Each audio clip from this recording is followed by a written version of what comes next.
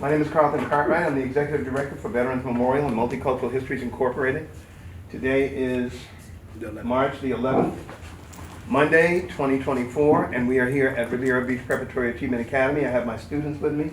I have Brandy, I got Amari, I have Moses, Samaya, Denisha, Kavan, London, Sam, Angel, Ariel, and Paul. Okay, and Sarah, what is your name? Staff Sergeant James Ware. Okay, and what branch of service are you in? Active duty Army. Okay, and when did you enlist? April 26th of 2016. Okay, where were you at the time? I was in Harleysville, Pennsylvania. Okay, what were you doing at the time before you came into service? I was bartending and attending a local community college. Okay, how old were you when you entered the service? I was 20 years old when I joined. Okay, all right. Were you in college? Yes, community college at the time. Uh-huh. What were you majoring in? Undeclared. I was just taking general education credits. Gotcha. Why did you choose this branch of the service? My grandfather served in the Army from 1955 to 1960, so I wanted to follow in his footsteps. All right. Where was basic training? Fort Sill, Oklahoma, home of the artillery. By the way, how many years did you serve total? I'll be 8 in April this year. Congratulations. Thank you. Okay, basic training where? Fort Sill, Oklahoma, home of the artillery. How many weeks was that? 10 weeks. And tell us about it. How was it? How did you get along? How was the food? How were your fellow, your peers? And how were the officers? We didn't really have much encounter with the officers outside of like general briefings on what training was going to be like for the week or that day. And before any weekend, we would have a briefing from the company or battery commander for us. The food was predominantly MREs or prepackaged meals. We only attended like dining hall meals on a handful of occasions while we were there. Our battery was significantly far from the dining facility, and we had to march everywhere in basic training, so the amount of time it took for the drill sergeants to march us all the way to the dining facility wasn't worth the time lost from our training schedule. So we predominantly ate prepackaged meals, or they brought food out from the dining facility to us. So by the time we got it, the portions were a little bit smaller than if you were eating inside the dining facility. But it was good food, and it was enough to get you through the training day. It was kind of what was on your mind between each event was, all right, I got to make it through, this physical training to get to my breakfast. I got to make it through this couple hours of training to get my lunch, and make it through the end of the day to get to my dinner, and then I get to go to bed. And that was kind of how I justified everything, and how I kind of got myself through each day was just looking at next chow time. And that's how a lot of my peers did. The majority of my group in my basic training class, we were one of the later programs that had the MAVNI program, which allowed, at the time, immigrants from other countries to get their citizenship through joining the military. So I actually had, out of 163 total trainees in my basic training class, about 80 of them were MAVNIs from different countries like South Korea, China, India, and a few other smaller African nations. I don't remember quite all of them, but we had a good mix of people. So we had a healthy, diverse group of backgrounds represented. I think assimilating and getting everyone to get past just their cultures of where they were from. A lot of them, it was their initial true experience in the United States was being at basic training. So it was kind of a double dose of adjusting to American culture and then adjusting to military culture. Whereas for the people who grew up here in the States, it was just, adjusting to the military culture and people's backgrounds just from around the U.S. Okay, and was this a particular unit? No, just one of the basic training batteries. So I was at Delta Company 179th Field Artillery, which is one of the basic training battalions servicing Fort Sill. Okay. Were there any casualties during basic training? No. Okay, good. What was your MOS? So my MOS is 35 November, which is a signals intelligence analyst. Mm-hmm. So I went to Fort from Fort Sill, I went to Goodfellow Air Force Base, Texas, which is where the Signals Intelligence School is. It's a joint school, so the Army, the Air Force, and the Marines attend. The Navy does not. They go somewhere else for their cryptologic program. But so my class was entirely Army. Each service runs their own classes within the schoolhouse. And what I do as a signals intelligence analyst is anything that emits a signal, any foreign device that emits a signal, we capture that signal and we analyze it. We can determine what the signal came from and who it belongs to, and then we can use that information to color in a picture of the battlefield to the commander. Okay. So that's kind of the basics of my job. And how long was tech school, your AIT? So my AIT was 6 months at Goodfellow. What state was that? It's in Texas. It's Okay. in San Angelo, Texas. Basically, if you drop a pin like smack in the middle of Texas, that's where it is. Okay. Where was your first duty station? My first duty station was Camp Humphreys, Korea. Uh-huh. So I was there for 364 days at Camp Humphreys. In that time, I learned kind of the basics of just being in the Army. My clearance wasn't fully adjudicated yet, so the first couple months I was there, I worked in a headquarters element and worked for it's called a deployable intelligence collection element, or a DICE team.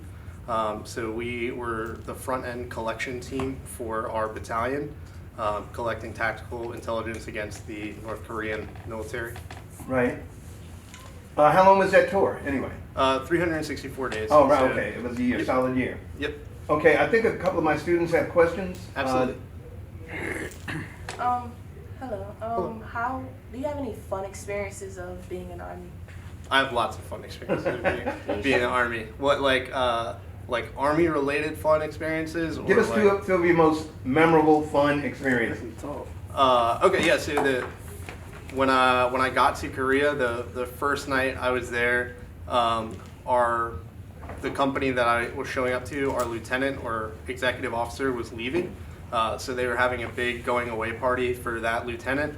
So we all went out. We went out to like 3 or 4 different restaurants outside of the base in Korea. I got to meet everyone that I was going to be working with in a more relaxed setting than work. So we had a blast. It felt like being with your family. And then after the going away, we all went back. We played cards, played different games out in town and stuff too. And just talked and got to know everybody. So it was a really good introduction to my first unit. And that unit ended up being kind of like the most tight-knit that I've been at so far, because you're overseas, you're separated from your own family, so everyone kind of draws in together. Okay, nice. That was one. You got another one? That was one, yeah. So let's see. I'm trying to think. I have a lot. So actual work-wise, the most fun thing that I've done was in now Eisenhower, previously Fort Gordon. When I was there, I was a targeting analyst doing counterterrorism operations in the Horn of Africa. Our primary focus was Somalia and Kenya, and we supported an operation that ended in a hijacker getting, or a would-be hijacker getting arrested in the Philippines and extradited back to the United States. And that entire effort was spearheaded by 3 other analysts and myself. We found the guy, we located him, we found out all the relevant information that the authorities needed to be able to actually action it, and we sent it to them, and they did in fact take action, and it was a very rewarding experience that we got to kind of see the whole process start to finish. Nice. No. Excuse me. Something else? Yeah, one more percent. Yeah. As far as the cons, pros and cons, what's Yeah. the cons of the Army that you would see? I think it's kind of a pro and a con, but moving every 2 to 5 years to a new duty station, it's a pro because you get to see a lot of different places and a lot of different cultures. It's also a con, especially now that I'm married, it's hard on my family. Whenever my wife kind of gets adjusted to a new area is about the time we're starting to move again. And for me, I have friends wherever I go because I get to a unit and I'm working there, where my wife, her friends and family are back in South Carolina where she's from. Nice. Okay. So after, where was that first duty station again? Camp Humphreys, Korea. Okay, where did you go? And you were there for 364 days? Yep. Okay, where was the next duty station? I then went to Fort Gordon, now Fort Eisenhower in Augusta, Georgia. How long was that tour? I was there for 2.5 years. What was your job? So I was a targeting analyst. We were called targeteers. The work that we did was primarily focused on all of the analysis required to get a target on a commander's joint targeting list, or JTL. So what that entails is discovering a unique identifier for the target, which is just a series up number that they give you from the combatant commander. And then you are responsible for identifying the location that the target is primarily held at, any patterns that the target has, if the target is a facility, an individual, a piece of equipment, an organization, or a virtual entity, and identifying that. And then you outlay the significance of that target to the adversary, how long it would take the adversary to replace that target if it was struck, and your recommendations for how the commander should go about striking that target.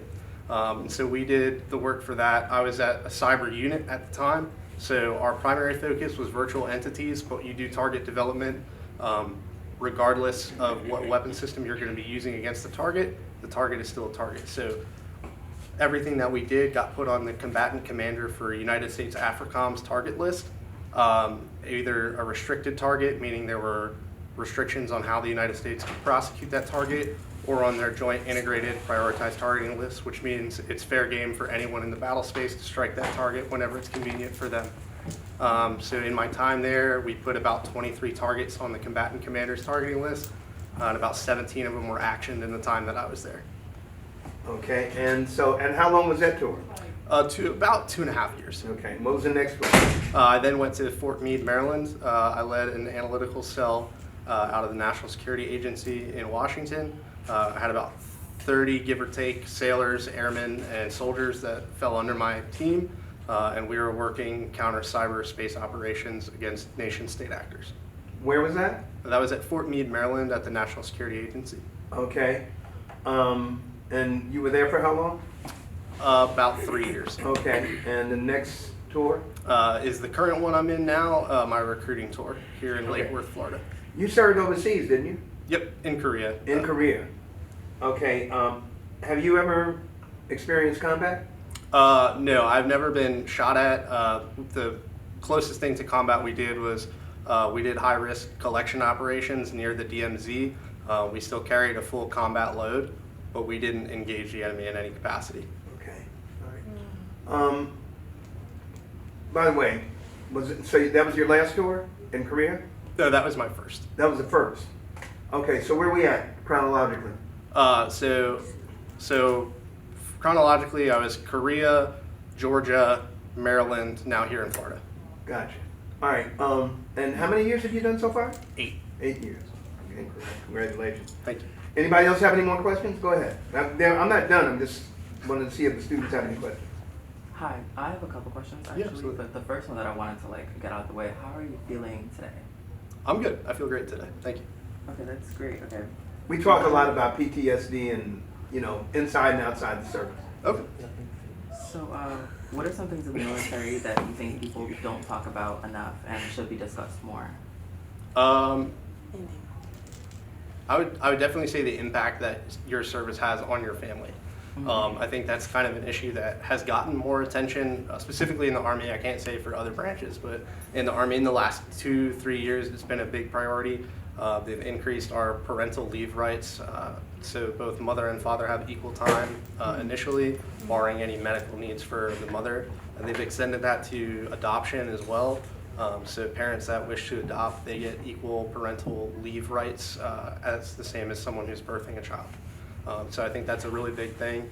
The Army came out with Army Directive 06-22 in 2022, which was an entire regulation about how the Army needs to integrate family support and how commanders need to, for soldiers that are on what's called a family care plan, which are people that are single soldiers or dual military couples, they have to be given advance notice before they are told to activate their family care plan, and it covers the purpose of the family care plan so that commanders don't feel a need to activate it for routine mission requirements.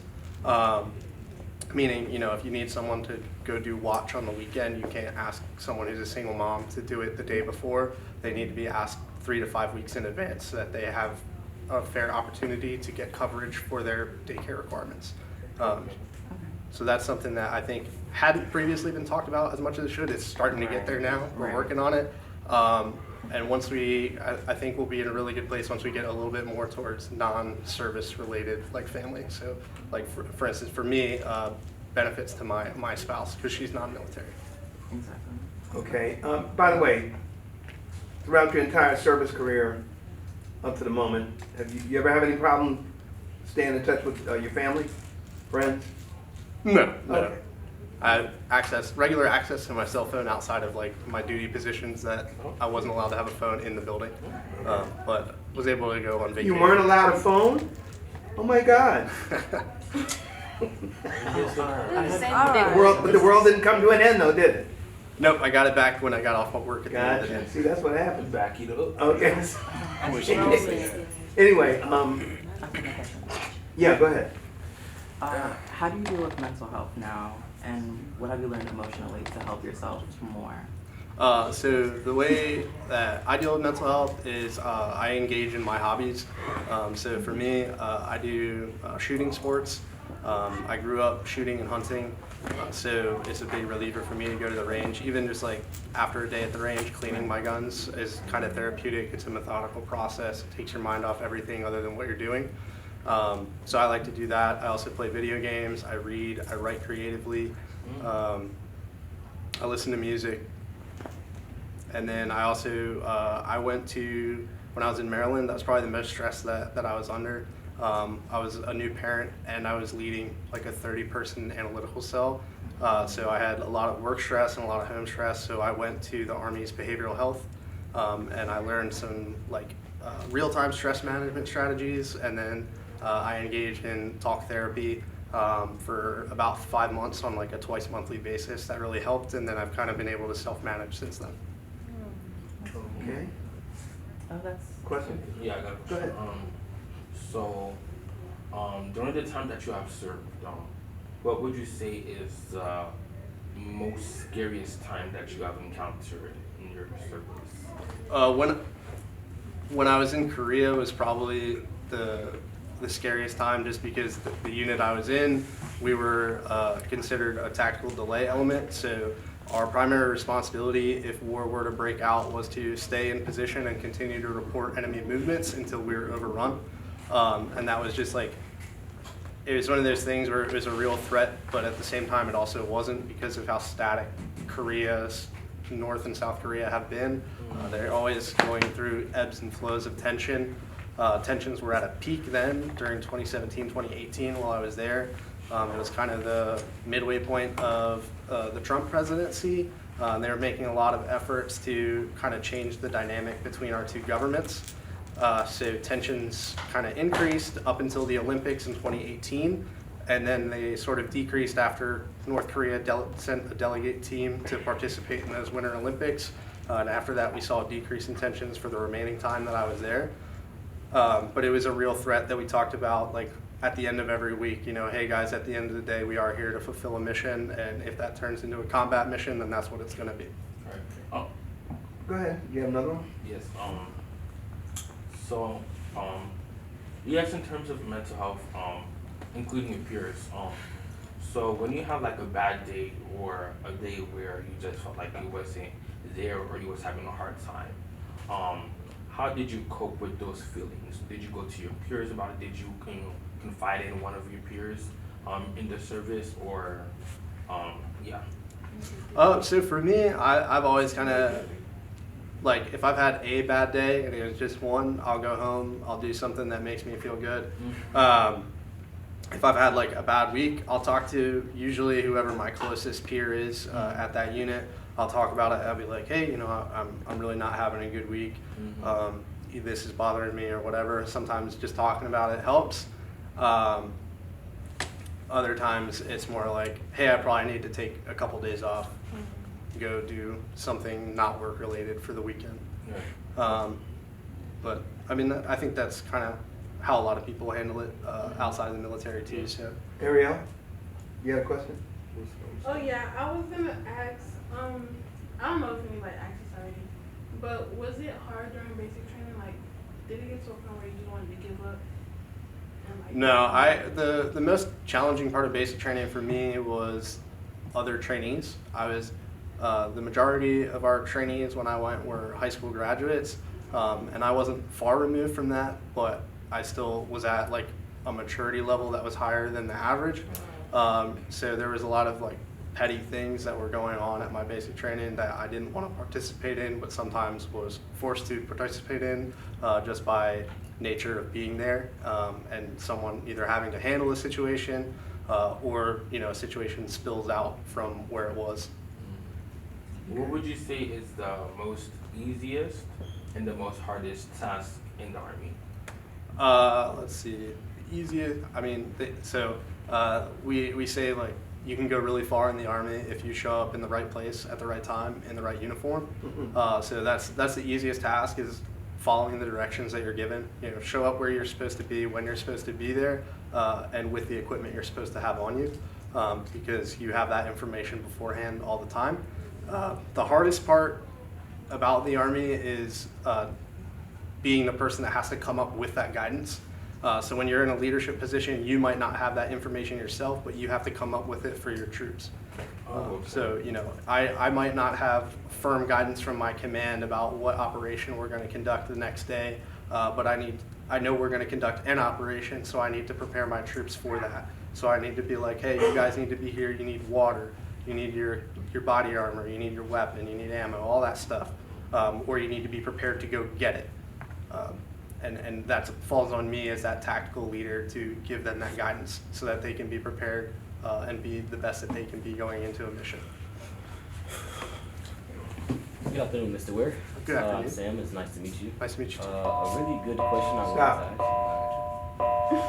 you. A really quick question I wanted to ask you before being disturbed by the bell was in specifics, because I'm a type of person who likes to dig deep into people's mindsets. I wanted to wonder when it comes into tactical service or whatever you said you do. I'm not sure that. When it comes to your job, or when it comes to how you carry yourself on the job, what happens in the situation of what's your mental when it comes to death, or when it comes to knowing that something is near, but your job is your job and you have to stay in that position? How do you feel in those positions, those times? So I personally, I haven't been in any position where like the possibility of death was a super imminent threat. The way that we do that sort of training and like acclimatization to it is you just prepare to do your job until like you don't train until you get it right. You train until you can't get it wrong. So when you have a tactical task that you need to execute, for me the closest thing would have been collection operations near the DMZ, because we were in engagement range of the North Korean military, even though we're in a peace time. It would be like the preparation of, hey, this is how we move so that we are more difficult to be spotted. And we drill that over and over and over again to the point where you're confident in your abilities to do that. You're not worried about what can go wrong. It's just kind of a thought that you have, and you're thinking of how you're reacting to it. Not the threat of something going wrong, but how you're going to react when something does. You try and keep your mind on what you can do and what you can control, and how you'll react to the things that you can't, as opposed to worrying about those things that you can't control. And within that situation, because that was an amazing point when you said you react to things that you can control, correct? Yep. And beyond the workforce, when you are beyond your job, when you're putting positions of things that you can't control, how do you carry yourself in these times when you don't know, or not when you don't know, when you feel as if you can't control the situation, or you can't beyond just your job? I just kind of fall back to the training that I've done. I know that at the end of the day, whatever that outside factor is, it's going to go away at some point. And so I do the things that I can do to put myself in a better position to accomplish my mission. I do my prep work. I see through all the tasks that I'm doing. I make sure that I'm doing everything right. I check on my guys to make sure that they're doing what they're supposed to be doing. And I know that together we'll get through whatever the situation is. And I don't dwell on those matters that I can't control. I try and keep my head up, keep moving forward, keep tackling, we call it the 50-meter target, that immediate threat, and I don't worry about the 300 until I have to. So I keep knocking those down until I am where I have clear space to think and can tackle those next further out objectives that are still important, but not as immediate, if that makes sense. Yeah, I hear you. And last question, my bad, mister. Go ahead. My last question for you, because I enjoyed actually these questions, is when being in your job, right, when you're in your position when you're working, like how you said you attacked the first thing, you attacked this first, have you ever just like had any problems with just, not mental health entirely, but have you ever had that thought of just like, what, like, is this what I really want to do? Like, do you feel as if you're chasing a dream that isn't yours, or do you feel as if this dream that you're being into, or you're chasing, or you're doing this because you feel as if this is something you want to do the rest of your life? I get what you're saying. Yeah, so this is the job that I want, and this is the job that I want to do. For me, it's more of a conversation with my family, as like, you know, the job does, like I said earlier, put a lot of stress on my wife and my daughter. And so for me, it's more of a conversation that I have with them about, you know, hey, if I want to keep doing this, is that going to create friction and a problem for you? What can I do to support you better so that I can keep doing this because I love what I do? So for me, I've never had a thought of like, I don't know if this is what I want to do. I've had thoughts where I might not want to be in this unit. I might want to go do something else somewhere else.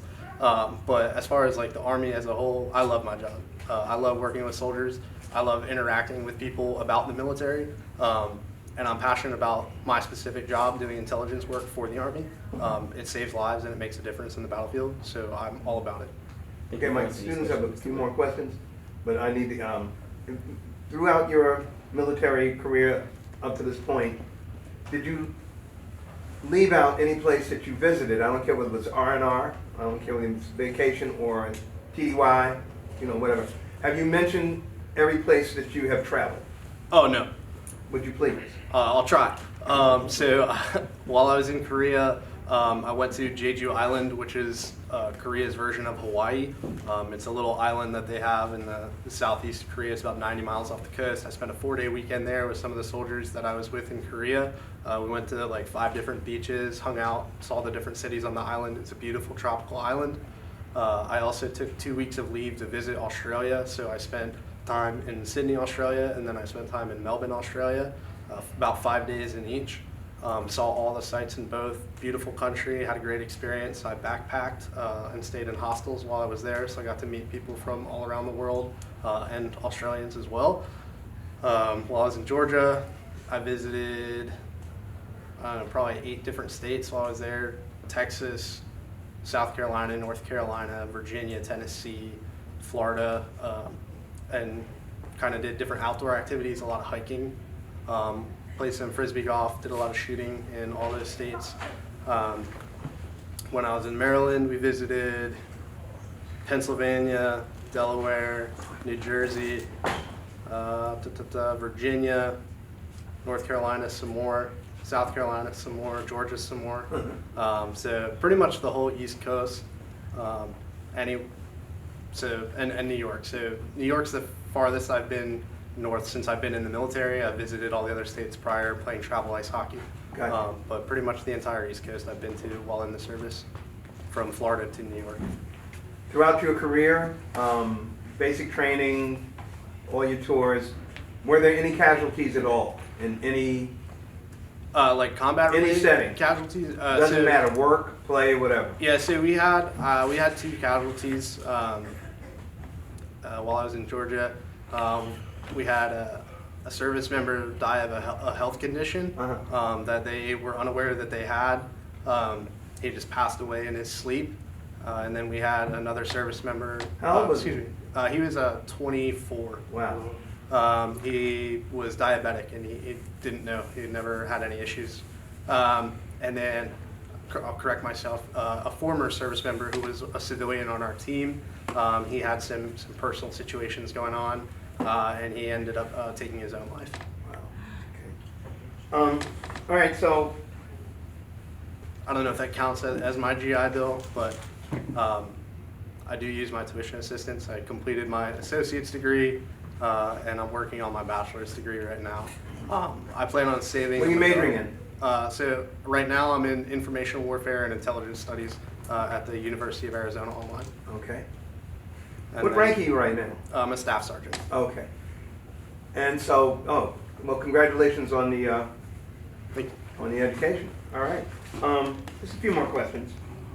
But I'll hold off if my students have any more questions. Just let me wrap this up. Okay. I'm sure that you maintained your relationships with your peers over the years, right? Yes, sir. Okay. Let's just move away from that.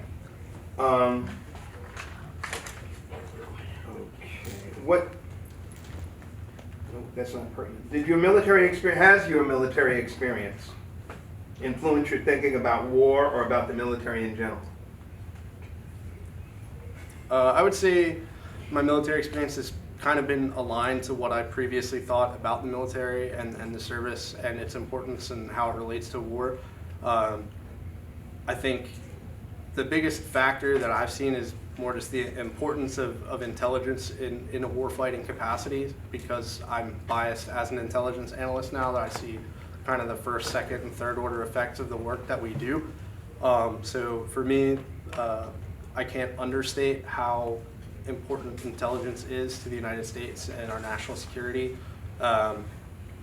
And seeing how, you know, Russia invaded a sovereign nation in Ukraine was something that people didn't ever think was going to happen again, and knowing, you know, the importance of our intelligence support to Ukraine and how it's helped them continue to fight their war has kind of reinforced my views. Okay. How has your service and experiences affected your life? Positively. I was able to use my VA home loan to buy my first house when we got to Maryland. We had a beautiful home. Me and my wife loved it very much. My physical health, mental health are significantly better, and I have access to resources to keep them up or improve them when they're down. Physical fitness, I mentioned I grew up playing ice hockey. My physical fitness, you know, when I stopped playing ice hockey when I went to college at first, kind of dropped off. When I joined the Army, it felt good to get back into it and rebuild my physical fitness. And it's something that I can fall back on, you know, later on after the service because of what I've learned through Army classes, Army training, just about how to prepare a fitness program. The mental health resources have been excellent.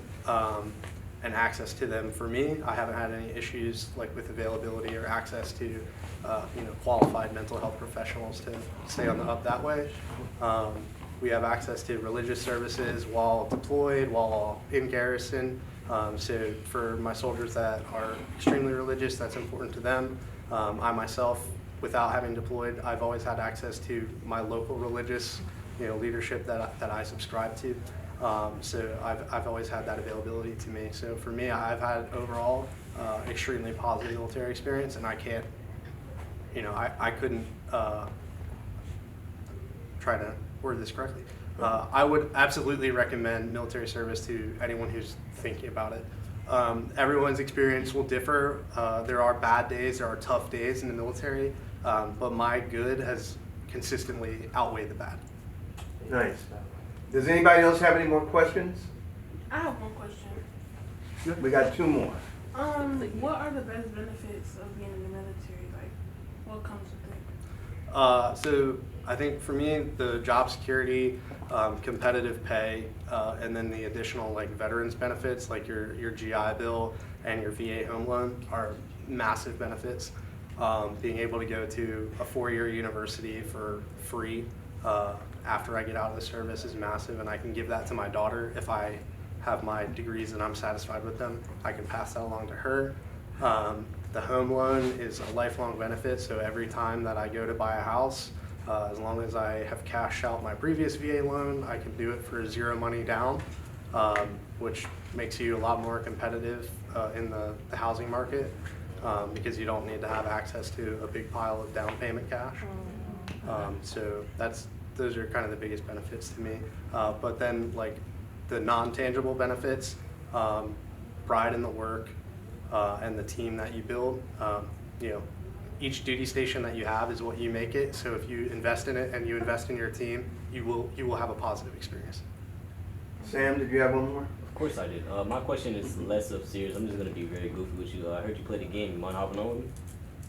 What game? What games did you play? Oh man. Exactly. Warzone is when I hop on Warzone. You play Warzone? I haven't recently. I played the original Warzone and then the 2.0 or whatever. I haven't played whatever they did with MW3. But no, I mean so the games I play primarily squad and real-time strategy games. What do you consider squad and real-time strategy? So squad itself That's is a game. 2 questions.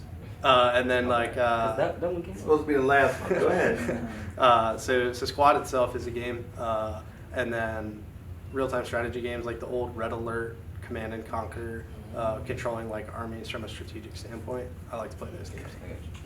I have a question. One last question from Angel. Go ahead. What music artists do you listen to? Quite a few. I listen Just to like your Well, top wait a minute. favorite. Here. Top 3. top 3. Top All three. So right now for me, my top 3. SZA, Sleep Token, and Oh my god. and classically like Frank Sinatra. So I listen to like a pretty wide variety. My shuffle, when I have like shuffle on, anything can come on. There's no, You like Kill Bill? I do like Kill Bill. Okay. Do you feel like there's anything that you have not shared with us that you would like to share? No, I think I covered like the birth of my service. I don't think there's any specific stuff. If anyone has like other questions, I'm happy to answer them. Well, we're about running out of time. We got another one of these that we have to do. I want to thank you for your service, and I want to thank you for this great interview.